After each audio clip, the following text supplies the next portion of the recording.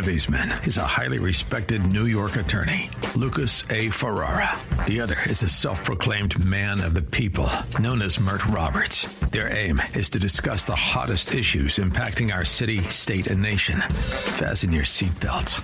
Shake it off with Mert and Lucas. Live starts now on AM 970. The Answer.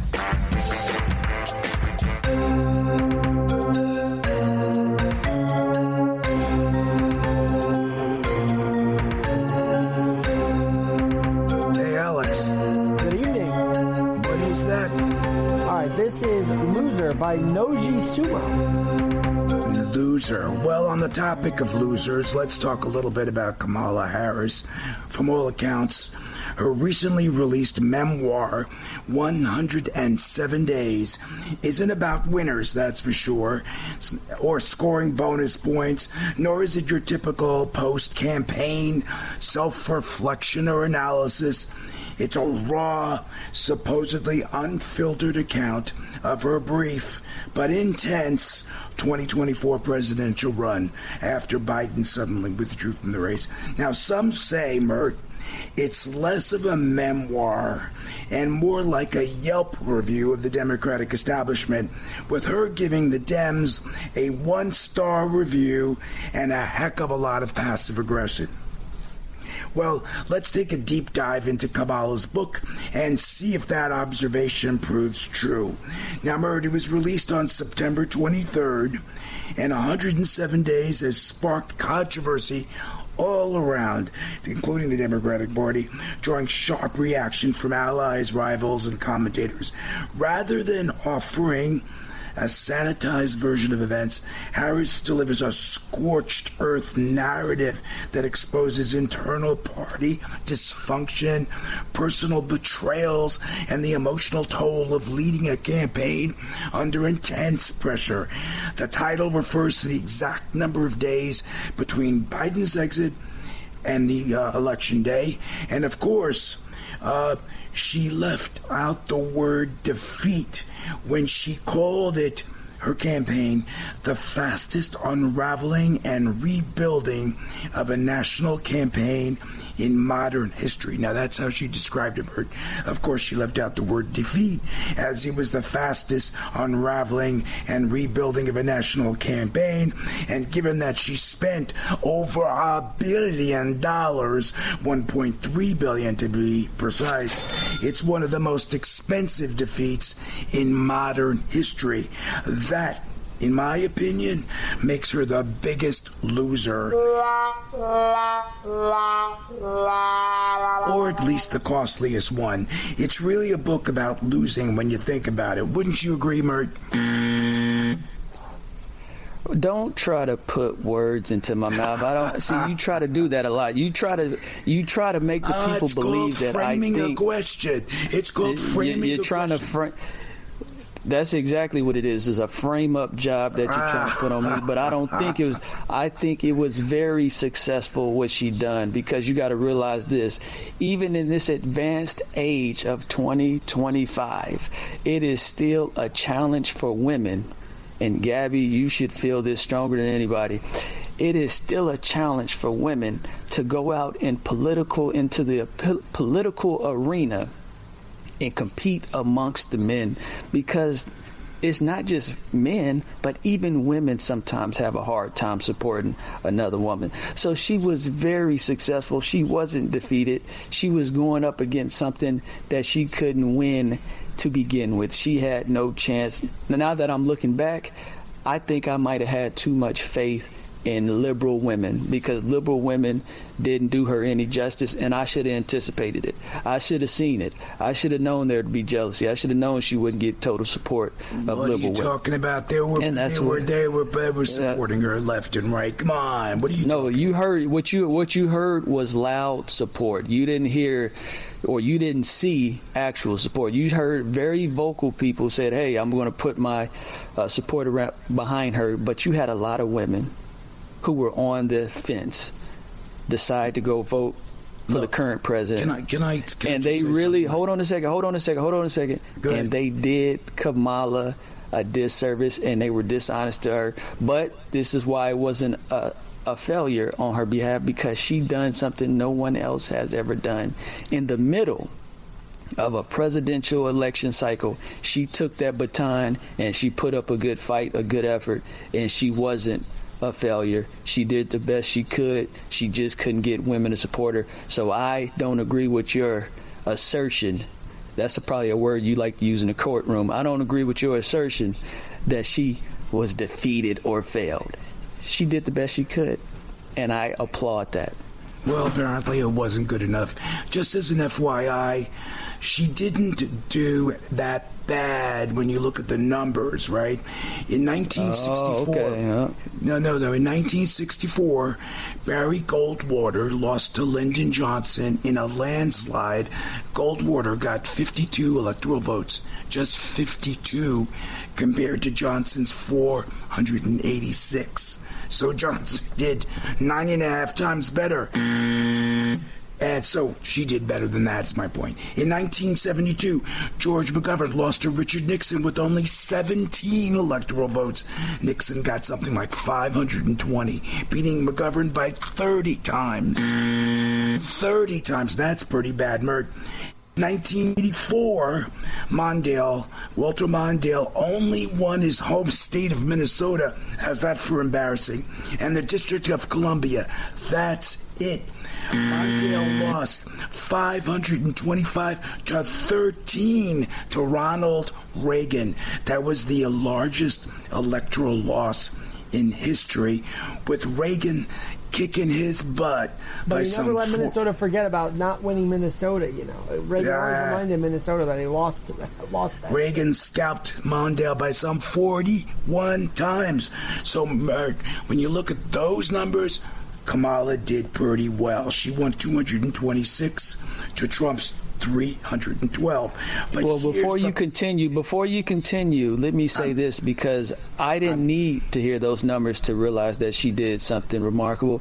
Just because you don't win don't mean you didn't set history or make history, excuse me. She did something very admirable. She took over for somebody who was going to get demolished. I anticipate if Joe Biden would have stayed in the race, he would have been probably the worst loss in history because of his mental decline and it becoming apparent to everybody that he couldn't do anything. But if they had some sort of weeding process, right? They had some sort of instead of just appointing Kamala as the candidate, they should have had a more competitive process. Well, let's think about this. Even right now, there is nobody who has emerged besides Gavin Newsom, and people still don't really buy into his whole. That's true. Shtick. They don't buy into it. So even if they would have had a process to sort out who's going to be the replacement for Biden, it would have still ended up being Kamala, and you would have just wasted time instead of going with the person that everybody had a good feeling would probably win because she had the most name recognition at that time. So when it comes to that situation, her polling numbers were in the toilet. Okay, so for her to think that she was going to win when she had a credibility gap, the media really didn't like her when she was VP, and she was the whole border czar or alleged border czar. Do nothing VP. I don't know. I don't think she was the prime candidate, and that's what did her in, Mert. Not the fact that she was a woman of color or whatever the case may be. I think she was just not a good candidate. And by the way, the point I wanted to make, though, those 226 electoral votes cost her $1.3 billion. And if you do the math, when you divide $1.3 billion by 226 votes, Mert, that's $5.75 million per vote. That's a rough estimate, of course, because the numbers vary. Trump spent $382 million, so he ended up spending just $1,224,000 plus change per vote. Oh my goodness, you're very clever. You're very clever there. What Kamala you're trying to do, you're very clever. Spent Trump almost 5 times, Mert, and she lost. You're very clever. See, this is what I mean by you're not to be underestimated in your ability to try to flip something, because because hasn't Trump already ran 2 campaigns before that? He ran the first one, he lost the second one, and he was on his 3rd campaign. He really shouldn't have to spend anything because he's already spent billions of dollars trying to get elected. He's already established himself as a candidate, previously being a president. So the fact that somebody who's never ran for office is spending so much money, it makes sense because that was her first time jumping into the driver's seat. And if you're going to be in the driver's seat for the first time, it's going to take some money to convince people that maybe you are a good and capable driver, because we've never seen her in that light before. So don't try to twist things up, because you're very gifted at doing that. You're trying to twist things up and get people confused, when the fact is, if we look at how much money Trump has spent in the last 10 years, I don't think it would compare to this number that that's very Kamala smart on your part too. We're talking about the presidential campaign. She outspent him by 5 times, still lost, took a whooping, so to speak.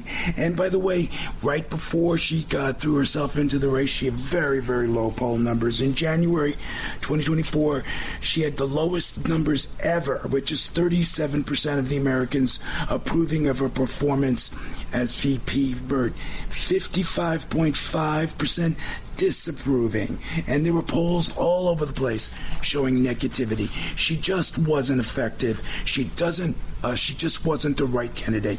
Now, we only have a little bit of time, and I wanted to talk about one more thing, Bert. There was a lot of controversy about her selection of VP, and apparently, according to the book, she really wanted to go with Buttigieg. Okay? She described him as a sincere public service and a good friend. She says, I love working with Pete. He and his husband are friends. And here's the kicker. She said he would have been an ideal partner if I were a straight white man. Now, that's a weird thing to say. What does being straight or a white man? How about a white woman? That was such a stupid comment. Playing identity. No, it was smart. Well, let me finish. It was very smart. She's playing identity politics, Bert. That's hypocrisy. I thought Dems were a party of inclusion, but her running mate couldn't be a gay guy. Go ahead. Try to defend that. I dare you. I dare you. Do you not understand what was taking place? A lot of straight on the fence men who could have went either direction, that would have flipped them to the Trump side, which they already went to because they really didn't want to support a woman. Yeah, she lost them. That's right. She lost them. That's right. So I don't think so. That would have made things even more bleak, because there's a lot of men who are liberal or Democrats or independent who are not on board with the whole everything should be gay and the LGBTQ movement.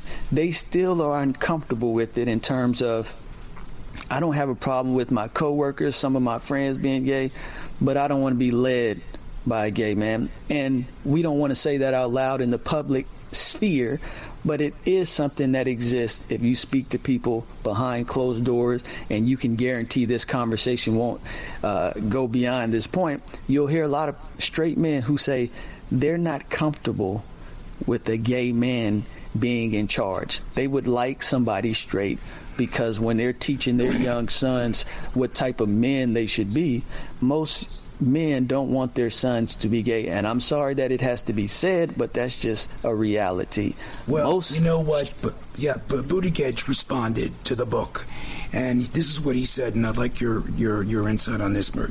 My experience has been that the way you earn trust with voters is based mostly on what they think you're going to do for their lives, not on categories. And I think he's right. What are you going to do for me is the overarching concern. Look, Mert, just look at Comrade Mamdani in New York. Look how he's resonating with all his freebies and giveaways, and he's got a lot of negatives, right? And whoever thought a socialist would be mayor of the city of New York? If this trend continues, Mert, he's going to be mayor. Didn't hurt him none. See, I think it was about what you're offering, and even Pete said it right. They couldn't make a connection on basic stuff. Well, you know what? I disagree with that, because this is the reality. In New York City, Mamdani, abortion isn't an issue here. But if you think about nationally, stuff like abortion and gay rights and all this stuff, these are issues that become huge talking points during election cycles. And none of these issues affect what you can actually do for the individual. These are issues that are affecting a very small portion of this population, but they become huge talking points. So when Kamala is talking about, or when she's thinking about, okay, on a national stage, it becomes more about identity politics instead of what you can actually do for people. So a gay man is not the identity that the United States wants representing them, because neither party has pushed this before us in the past, and I don't see it happening in the future. So you may be stuck in a time warp, my friend. Let me give you a couple of facts and figures, and then you could respond.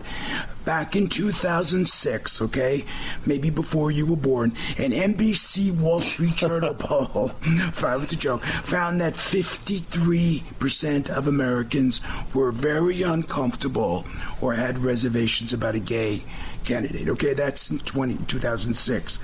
But fast forward to 2019, that number flipped, Mert.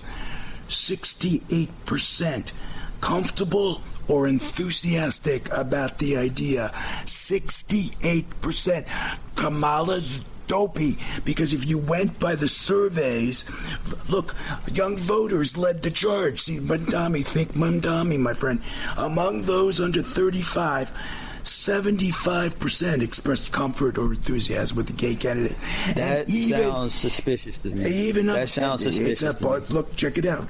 Even among seniors, Mert, a majority, 56%, no objections. So I don't know where Kamala got her information from. I think it may be her discriminatory mindset. No. See, that little poll you just read off.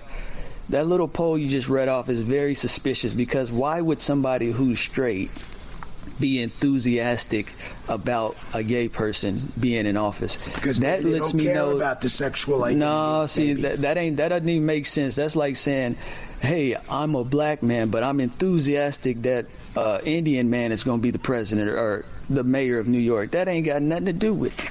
Nothing. Mamdani, if we're speaking about New York City, he's promising things will be cheaper.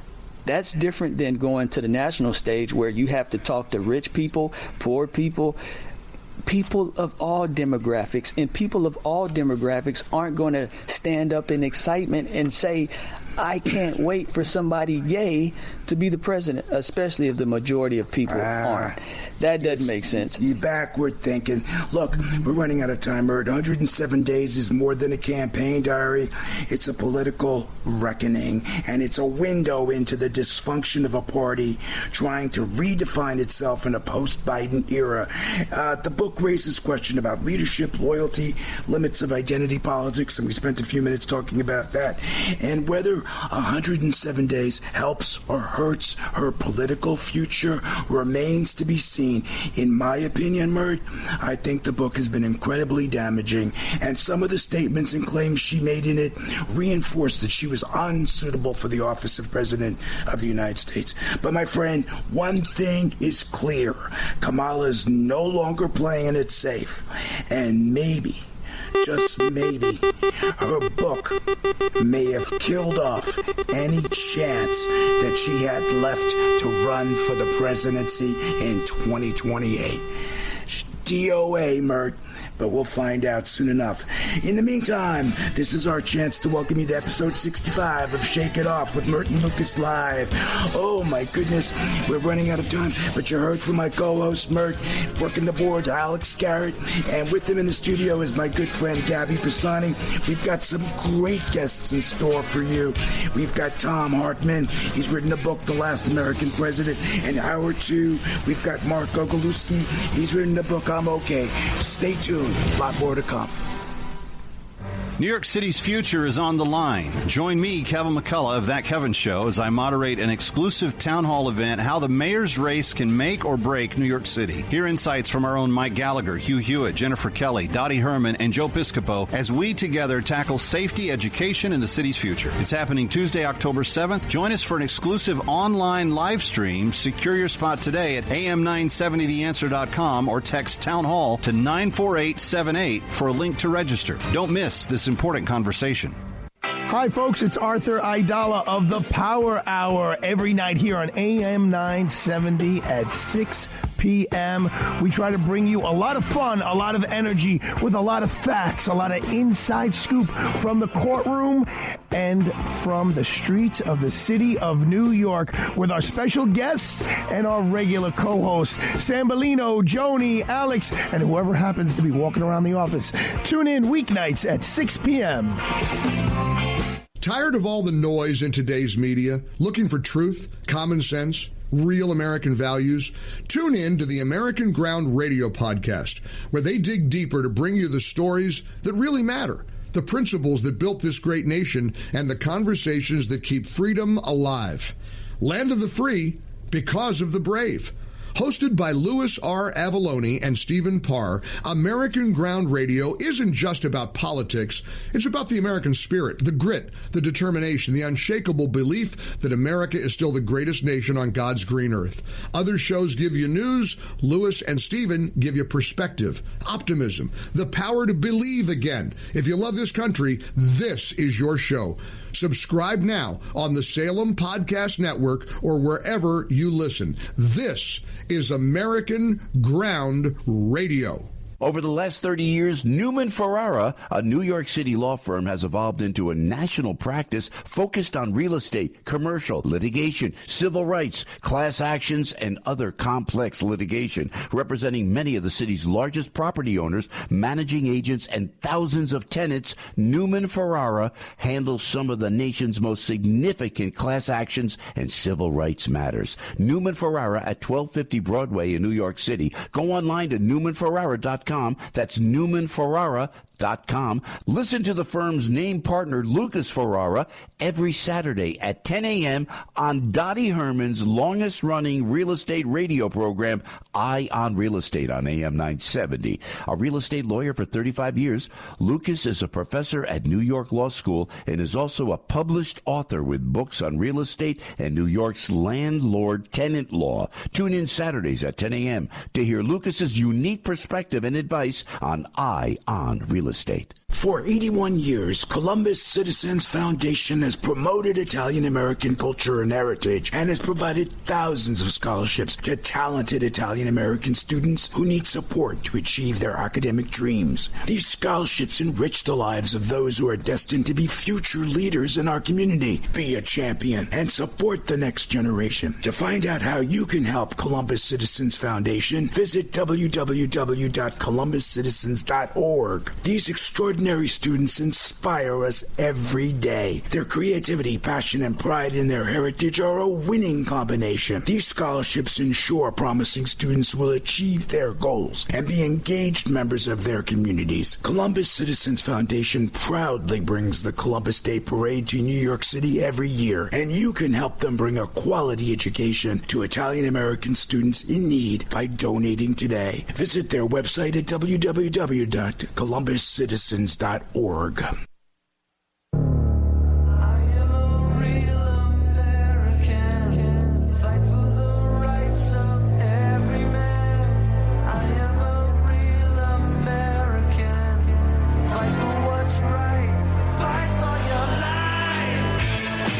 Welcome back to Shake It Off with Mert and Lucas, live on AM 970, The Answer.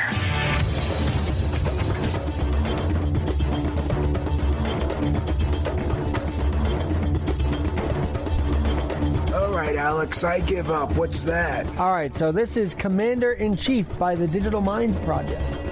Commander-in-Chief, how appropriate given our next guest.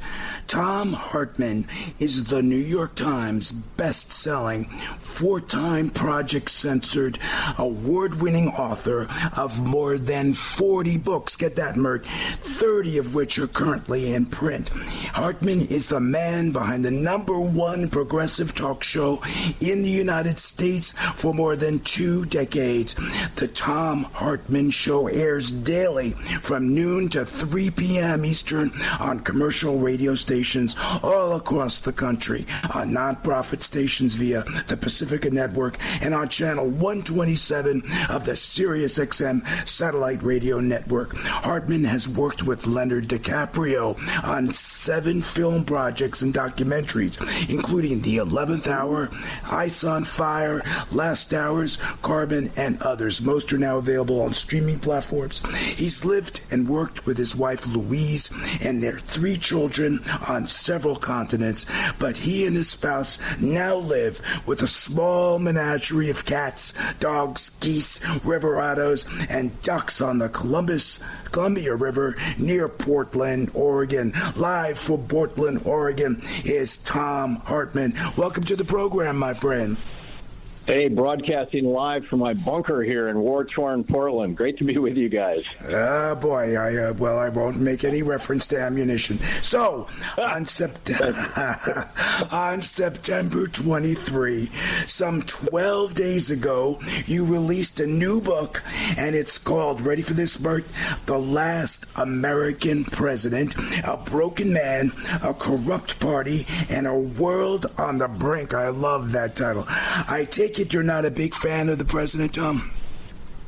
Well, no. What a surprise. What a surprise. No, but what inspired you, my friend? What's going on with this thing? Well, there's a lot of people who are wondering what's going on with America right now. We've seen over the last 44 years, and the book really goes into where this all started, which was with Reagan introducing neoliberalism to America. 2/3 of us were in the middle class in 1980, and it only took one paycheck to do that, to buy a house, buy a car, take a vacation, put your kids through school, the whole bit.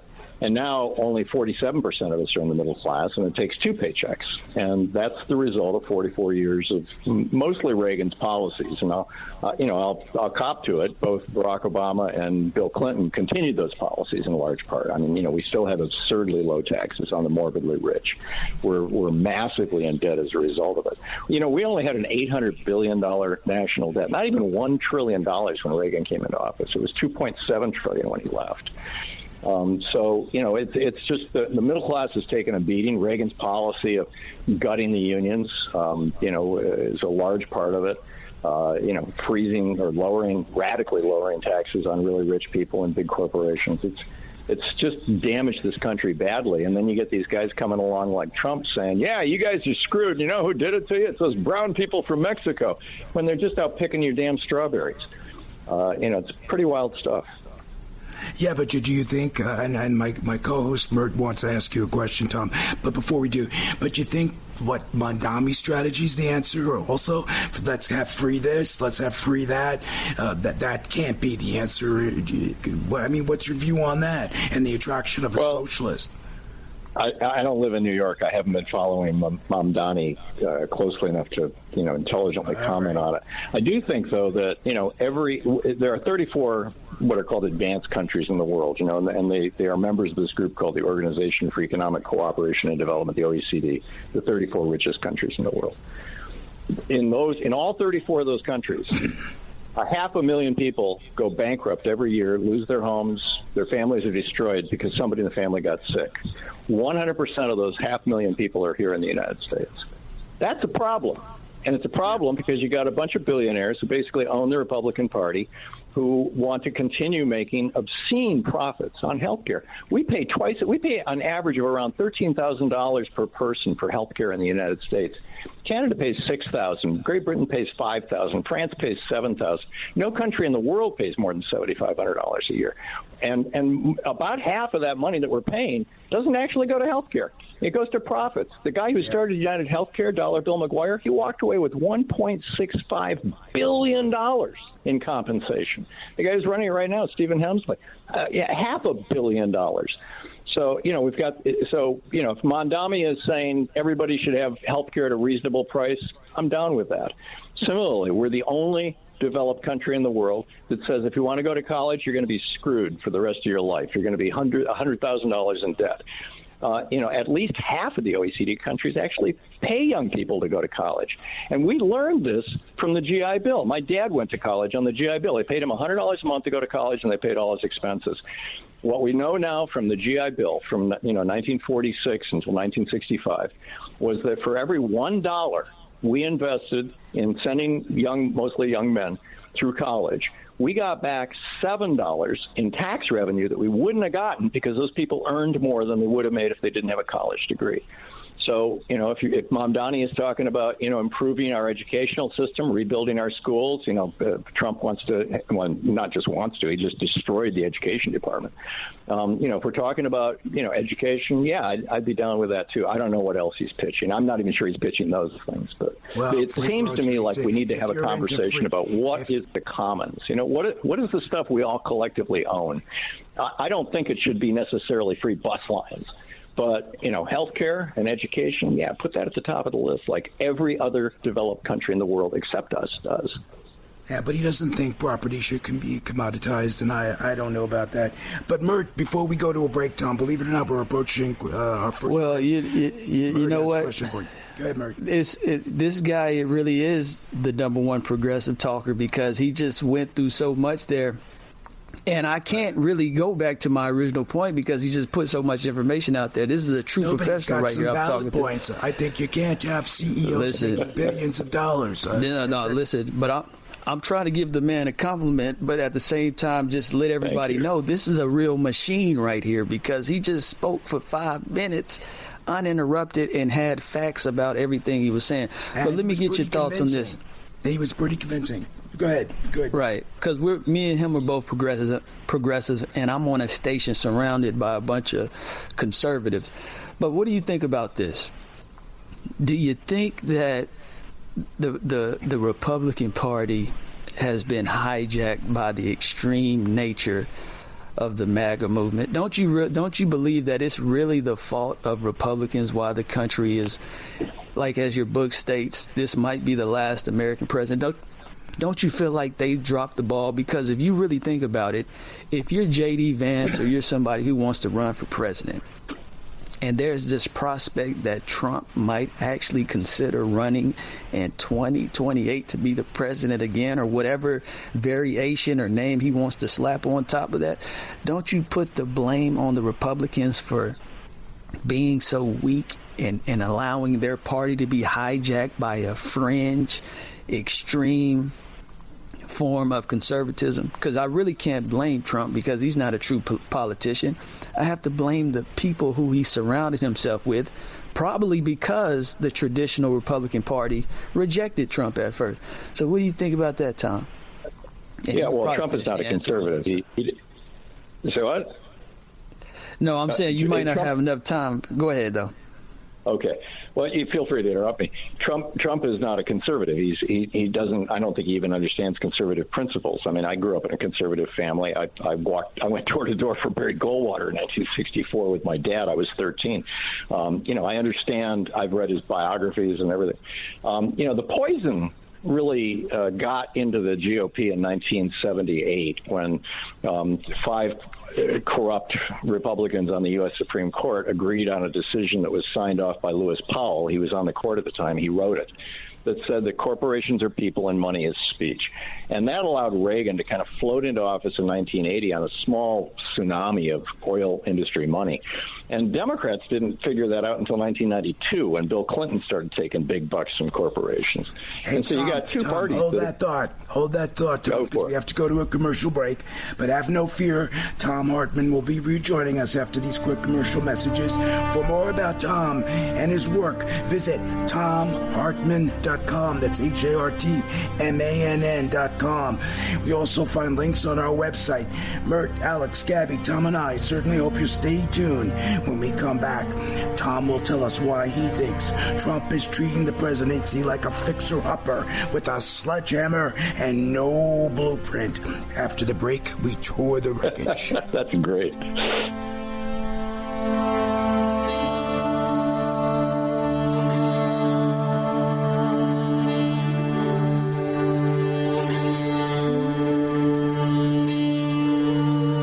30 years, Newman Ferrara, a New York City law firm, has evolved into a national practice focused on real estate, commercial, litigation, civil rights, class actions, and other complex litigation, representing many of the city's largest property owners, managing agents, and thousands of tenants. Newman Ferrara handles some of the nation's most significant class actions and civil rights matters. Newman Ferrara at 1250 Broadway in New York City. Go online to newmanferrara.com. That's newmanferrara.com.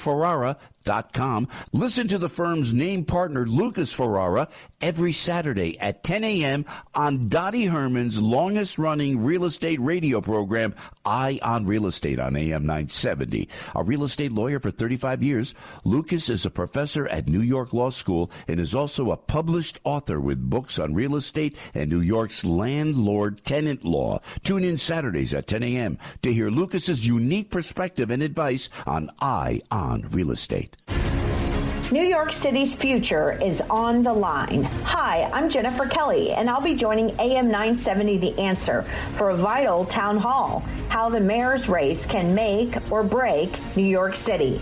Mike Gallagher, Hugh Hewitt, Dottie Herman, Joe Piscopo, Kevin McAuliffe, and I will be discussing the critical issues shaping our city's future. Join us Tuesday, October 7th for an exclusive online live stream town hall with an evening of important insight and discussion around the New York City mayor's race options. From 7 to 9 p.m., hear our in-depth conversation on public safety, education, the economy, and quality of life here in New York City. This conversation is sponsored by American Ground Radio, Town Appliance, and Connors and Sullivan Attorneys at Law. Secure your spot today at am970theanswer.com or text Town Hall to 94878. Nowadays, when a lot of food is good and expensive, Michael's of Brooklyn is something that's just plain good. And if you want the best homemade Italian food, then you must get to Michael's of Brooklyn, Avenue R off Nostrand Avenue. Say hello to Fred and tell him Kevin McCullough sent you here to eat fantastic fresh pasta. And if you can't get to Michael's of Brooklyn, then how about joining the Sauce of the Month Club? You get a different jar of Michael's of Brooklyn pasta sauce and homemade pasta and biscotti each month for 6 months. Each month receive exquisite sauces ranging from arrabbiata to puttanesca, and of course, the fresh marinara. They're family-owned and operated, and I can attest to the authenticity of every one of their recipes. That's why it's stacked in my pantry. Everything is made completely from scratch. Even the sauce they sell in the grocery stores nationwide. They make it right there at Michael's of Brooklyn. So visit michaelsofbrooklyn.com and join the Sauce of the Month Club. That's michaelsofbrooklyn.com or call 718-998-7851. Michael's of Brooklyn, serving the community since 1964. Are you shopping for appliances? Here's why Town Appliance should be your first pick. From professional grade ranges to high capacity washers and smart refrigerators, Town Appliance offers solutions designed for every home, lifestyle, and budget. With over 70 trusted brands, including GE, Monogram, and Cafe, they're your one-stop shop for all your appliance needs. For decades, Town Appliance has delivered small town courtesy with big city know-how. Whether you visit one of their 3 beautiful and modern showrooms or shop online at townappliance.com, you'll work with a dedicated and knowledgeable salesperson who's focused on you. Unlike the big box stores that sell everything from sheetrock to nails, Town Appliance specializes in one thing: appliances. This means you get expert advice. Are you ready for a better appliance shopping experience? Stop in today or visit townappliance.com.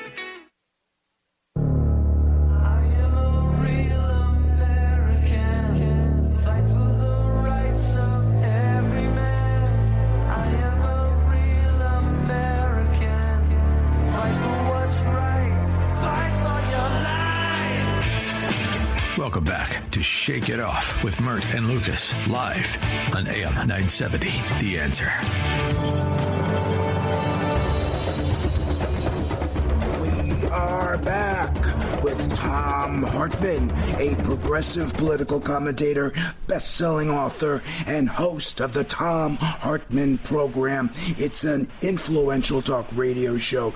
In his latest work, The Last American President, a broken man, a corrupt party, and a world on the brink, he examines the rise of Donald Trump, the transformation of the Republican Party, and the fragile state of American democracy. For more about Thom and his great body of work, please visit www.thomhartmann.com. Now that's spelled THOMHARTMANN.com. Thom Hartmann. You'll also find links on our website, shakeitofflive.com. Now, Thom, before the break, and I interrupted you, you were talking about the corrupt Supreme Court and how they said corporations are people and they can contribute to campaigns. So you were making your point about Bill Clinton accepting cash.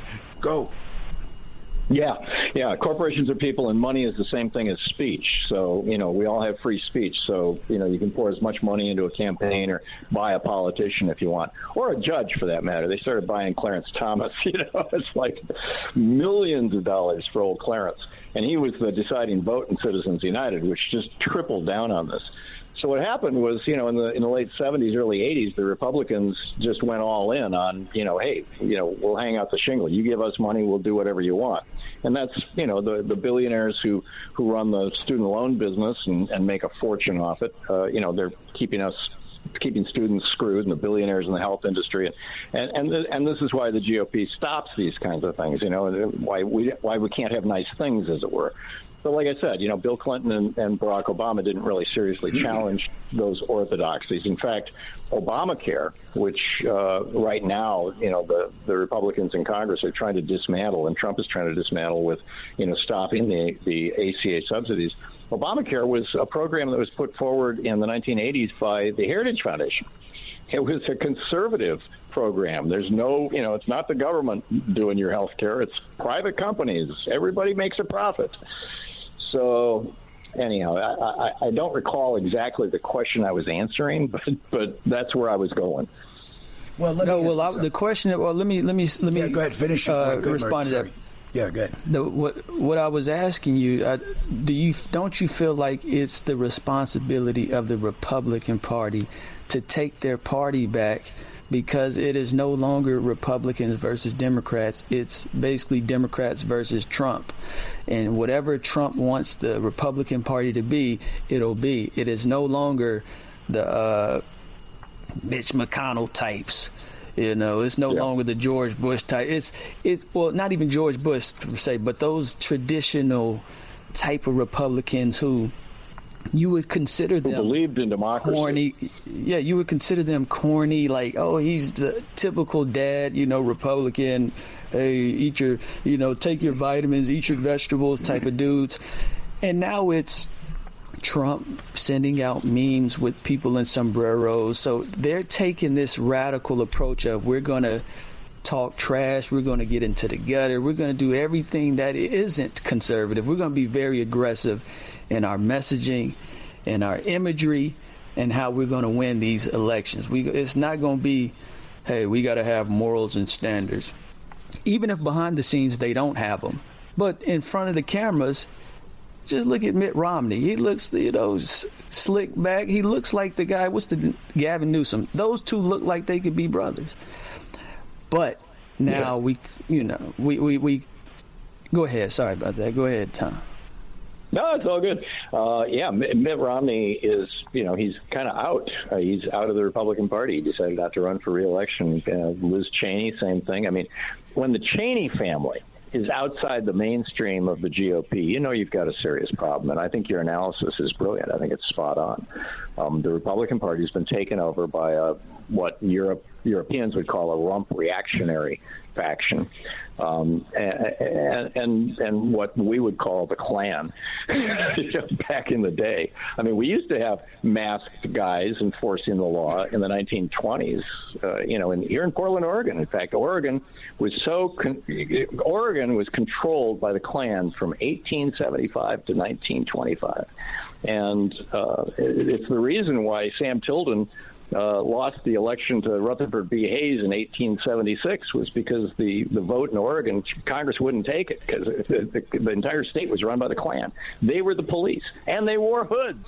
They masked themselves. Well, Tom, let me ask you this question. Yeah. What do you think? Because I put all the blame on the Republicans, but I didn't hear you say that. So let me ask you this. What do you think the Democrats can do to stop Trump from turning this thing into a dictatorship and taking over and saying, I'm never getting out of this office? What do you think the Democrats can do? Well, I think they need to raise hell. They need to issue the alarm. A couple of days ago, or Monday, I think it was last week, I wrote an op-ed calling for Republicans to turn their backs on Trump. For Republicans in Congress to grow a spine and stand up and stand for American principles, to stand for the rule of law. I mean, the Fourth Amendment says that you cannot kick in somebody's door. You cannot, unless you have a warrant signed by a judge. You got ICE in Chicago. They just raided an apartment building. They smashed doors and windows. They zip-tied naked children and made them stand outside in the cold for hours. American citizens. And there was no warrant. There's no search warrant. But this is completely illegal. Tom, come on now. Tom, laws are written by man. These laws are subject to how the people feel. There's a lot of MAGA supporters who are okay with kicking down doors. Yeah, they may be okay with that because it was an apartment building full of black and brown people. I guarantee if it had been an apartment building full of middle-class white people, there would have been hell to pay. And they know that. Kristi Noem knows that. These guys know that. But my point is that I think that the Republicans, I have friends who are Republicans. I lived in D.C. for 7 years. I've been in this business for years and years and years. I grew up in a Republican household. And the people that I know who are Republicans, and I know a few elected Republicans, and they're freaked out. They don't know what to do. They're scared to death. You got a bunch of billionaires. 145 billionaire families supported Donald Trump in the last election. 3 billionaire families support Kamala Harris. You got a bunch of billionaires who will take you down if you stand up to this guy. If you stand, and it's all like what they're afraid of is that if Trump loses, then Democrats will come in and they'll raise their taxes. God forbid. It's the end of the world if a billionaire has to pay taxes. Average billionaires in America right now are paying 1.5 to 3% in income taxes. How much are you guys paying? I mean, the Republicans need to take back their party. I mean, my dad was an Eisenhower Republican and proud of it. And, the last one of those guys who died, was John McCain. And I miss John McCain. John McCain was a good man. Mitt Romney was a good man. George W. Bush wasn't all that terrible. I mean, I didn't like his wars, but go ahead. So, Tom, you're good. You're good. See, you're very good because you did agree with me, but you weren't going to give me that. I told you it was a brilliant analysis. You didn't agree with me, though. You kind of said you went in a different direction, and now you're coming back and saying that the Republican Party should go back to the way your dad is. See, you're very gifted. I'm going to learn from you that. That's a very smart thing you did. But let me give you one last thing because I know Lucas probably has some questions for you. Can you I give love me what the love connection is making me jealous, Tom. Hey. I just want to know when you say Democrats need to raise hell, what does that look like? Yeah. Because if the Republicans have the billionaires in their pockets and they can just crush them with money and stuff, what recourse do the Democrats have? Well, right now they're holding the budget hostage. Although the sad or simple reality is that the Republicans could open the government, 1 hour from now. All they'd have to do is they only need 50 votes in the Senate to suspend the filibuster, and they could just pass their continuing resolution. They do it all the time for judges and Trump appointees. But in terms of what Democrats should be doing, I think they need to be standing up. They need to be speaking out. They need to be pointing out the criminality and the just nakedly un-American way that this administration is turning. I mean, trying to tear us apart, trying to pit us against each other.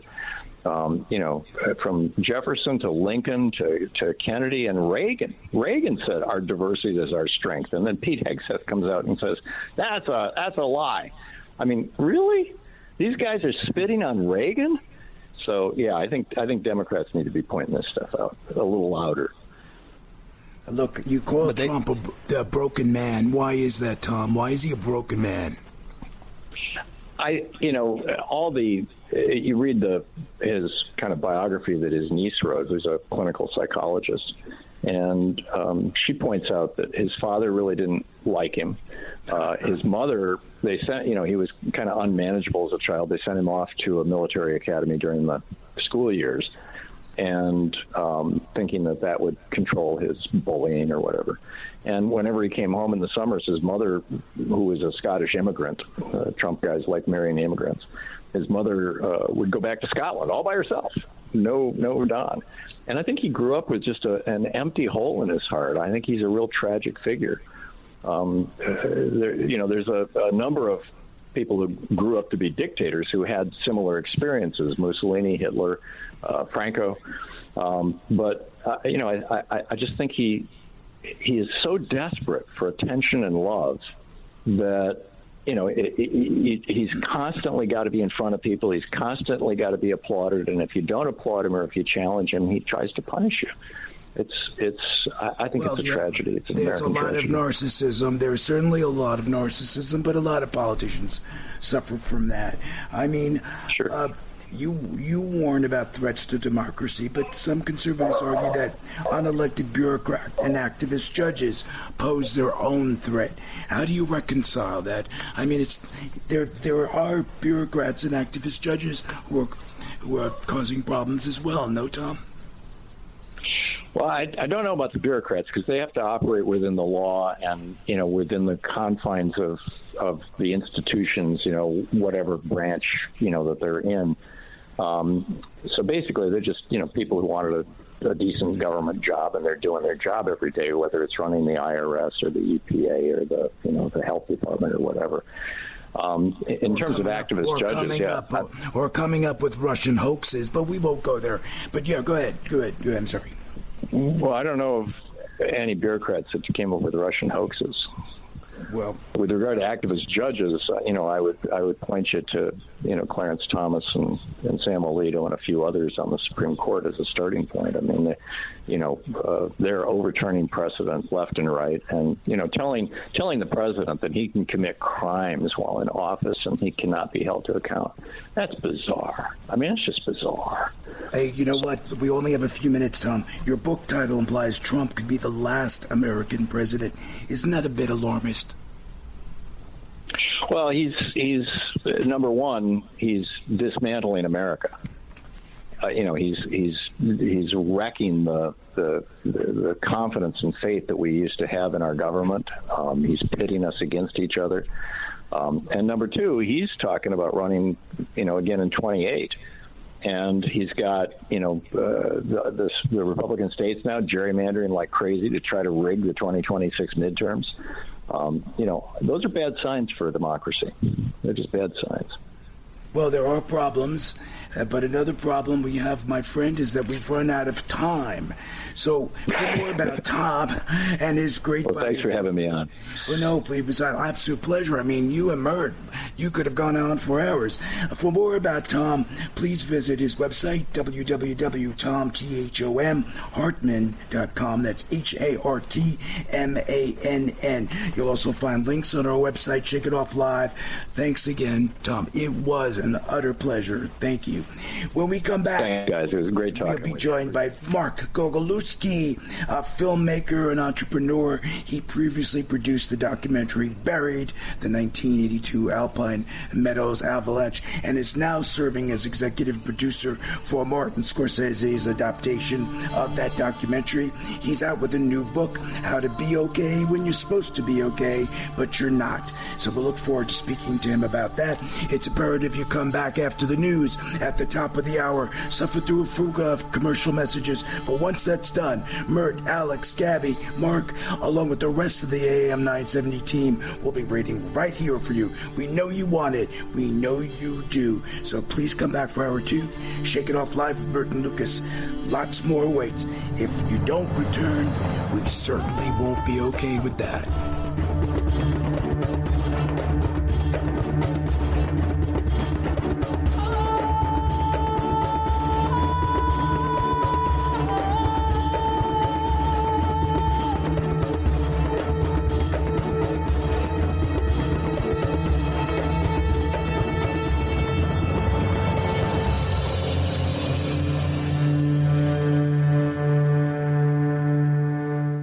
preceding hour of programming, sponsored by Shake It Off Live, LLC.